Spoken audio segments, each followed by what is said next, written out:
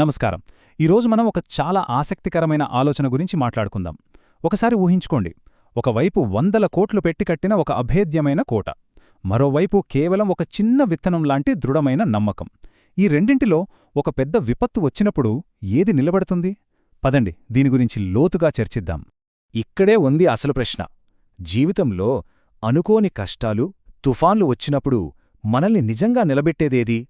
మన చుట్టూ ఉన్న భౌతికమైన భద్రత, లేక మన లోపల ఉండే ఆంతరింగ బలమా? ఈ రెండిటి మధ్య తేడా చూడండి. ఒకవైపు బిలియన్ డాలర్ల విలువైన నిర్మాణం, అంటే అపారమైన భౌతిక భద్రత. మరోవైపు కేవలం $1 విలువ చేసే ఒక చిన్న నమ్మకం. పైకి చూస్తే అసలు పోలికే లేనట్టుంది కదండి. కాని అసలైన పరీక్ష ఎదురైనప్పుడు ఏది తట్టుకుంటుందో చూద్దాం. సరే, ఈ ఛాలెంజ్ని సరిగ్గా అర్థం చేసుకోవాలంటే మనం ఒక కొత్త ఫ్రేమ్వర్క్లో ఆలోచించాలి. ఇక్కడే మనకు లైఫ్స్ ఆపరేటింగ్ సిస్టమ్ అనే కాన్సెప్ట్ పరిచయమవుతుంది. అంటే మన అంతర్గత ప్రపంచాన్ని అర్థం చేసుకోవడానికి ఇదొక సరికొత్త పద్ధతి అన్నమాట. ఈ ఆపరేటింగ్ సిస్టమ్ అంటే ఏంటంటే, మన ఫోన్ లేదా కంప్యూటర్లో ఒక ఓఎస్ ఎలాగైతే అన్ని యాప్స్ని నడిపిస్తుందో, మన మైండ్లో కూడా ఒక ఇంటర్నల్ సిస్టమ్ ఉంటుంది. జీవితంలో జరిగే ప్రతి సంఘటనను అది ప్రాసెస్ చేసి మనం ఎలా రియాక్ట్ అవ్వాలో డిసైడ్ చేస్తుంది. సింపుల్గా చెప్పాలంటే ఇది మన ఆలోచనలు, మన నమ్మకాల యొక్క ఒక కలయిక. ఈ కాన్సెప్టును ఇంకాస్త బాగా అర్థం చేసుకుందాం. మన జీవితాన్ని అనంతమైన డిజిటల్ డేటాతో నిండిన ఒక పెద్ద సముద్రంలా ఊహించుకోండి. ప్రతి అనుభవం, ప్రతి ఆలోచన అందులో ఒక డేటా పాయింట్. ఈ సమాచార సంద్రంలోనే మన లైఫ్ జర్నీ సాగుతుంది. సరే, ఈ మన జీవితపు ఆపరేటింగ్ సిస్టంలో 2 రకాల ప్రోగ్రామింగ్ నడుస్తోంది. అందులో మొదటిది పాతకోడు. దీన్నే మనం సాంప్రదాయం అని పిలుద్దాం. ఇది మనకొక పునాది లాంటిది. టెక్నాలజీ ప్రపంచం నుంచి ఒక మంచి అనాలజీ తీసుకుందాం. ఈ సాంప్రదాయాన్ని మనం సి లాంగ్వేజ్ అనే ఒక పాత కంప్యూటర్ భాషతో పోల్చొచ్చు. సి లాంగ్వేజ్ చాలా పవర్ఫుల్, ఎన్నో సిస్టమ్స్కి అదే బేస్. కానీ అది చాలా పాతది, దాని రూల్స్ చాలా కఠినంగా ఉంటాయి. కొత్త మార్పులకి అంత సులభంగా అడ్జస్ట్ అవ్వదు. ఈ పాత కోడ్ లక్షణాలు చూశారంటే ఇది మనకొక స్ట్రక్చర్ ఇస్తుంది, ఒక పద్ధతి చూపిస్తుంది. అంతా బానే ఉంటుంది, కానీ దాని రూల్స్ చాలా స్ట్రిక్ట్. అనుకోని సమస్య వచ్చినప్పుడు ఈ పాత కోడ్ కొత్త సొల్యూషన్స్ని వెతకడానికి చాలా ఇబ్బంది పడుతుంది. ఉదాహరణకి, అనుకోకుండా ఉద్యోగం పోయిందనుకోండి.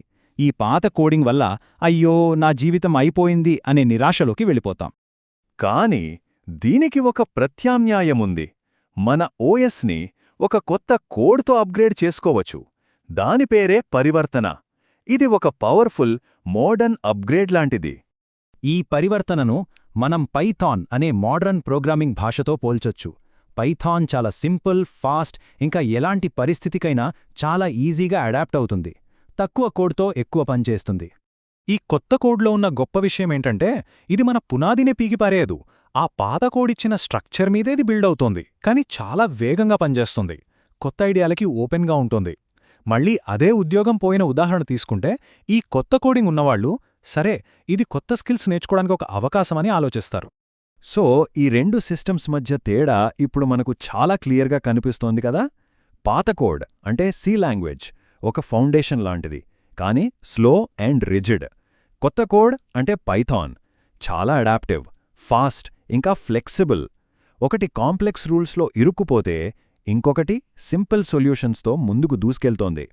సరే, ఇప్పుడు మళ్ళీ మనం మొదలుపెట్టిన దగ్గరికే వద్దాం. కోట వర్సెస్ విత్తనం, పాత కోడ్ వర్సెస్ కొత్త కోడ్. ఇప్పుడు ఫైనల్ రిజల్ట్ ఏంటో చూసే టైం వచ్చింది. మరి అసలు ప్రశ్నకి సమాధానమేంటి?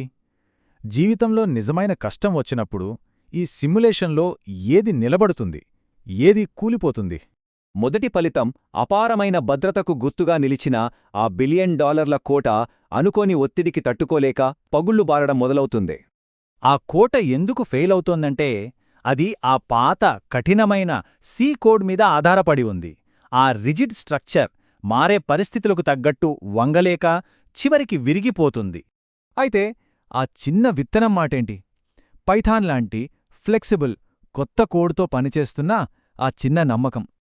ఆ విత్తనం కేవలం బ్రతకడమే కాదు, ఆ గందరగోళంలోనే ఒక క్రమాన్ని, ఒక స్పష్టతను కనుగొంటుంది. ఇది సర్వైవ్ అవ్వడం కాదు, ఆ సిచ్యువేషన్లోనే ఎదగడం అన్నమాట. సో ఇక్కడ మనం అర్థం చేసుకోవాల్సిన కీలకమైన విషయం ఇదే. ఈ మార్పు అంటే పాతదాన్ని పూర్తిగా వదిలేయడం కాదు, మన పునాదులను గౌరవిస్తూనే మన మైండ్ యొక్క ఆపరేటింగ్ సిస్టమ్ని అప్గ్రేడ్ చేసుకోవడం.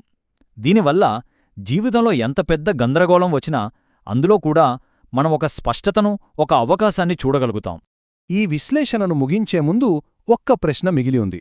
మన జీవితంలో ఒక సంక్షోభం ఎదురైనప్పుడు మన లోపల ఏ ఆపరేటింగ్ సిస్టమ్ నడుస్తోంది?